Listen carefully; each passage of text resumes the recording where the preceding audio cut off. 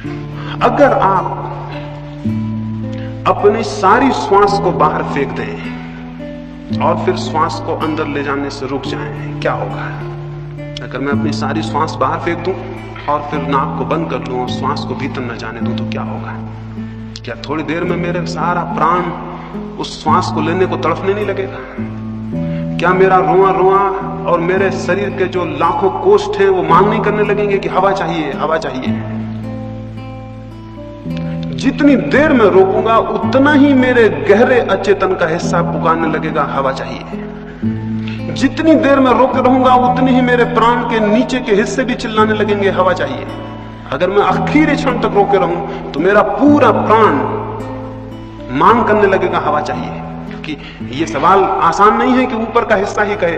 अब ये जीवन और मृत्यु का सवाल है तो नीचे के हिस्से भी पुकारेंगे कि हवा चाहिए।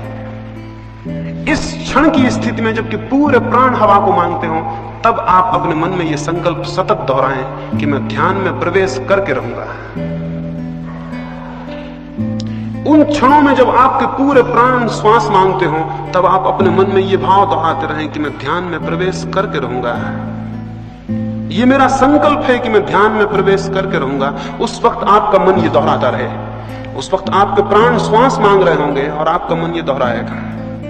जितनी गहराई तक प्राण कंपित होंगे उतनी गहराई तक आपका यह संकल्प प्रविष्ट हो जाएगा। और अगर आपने पूरे प्राण कंपित हालत में इस वाक्य को दोहराया तो यह संकल्प प्रगाढ़ हो जाएगा। प्रगाढ़ का मतलब यह है कि वो आपके अचेतन अनकॉन्शियस माइंड तक प्रविष्ट हो जाए।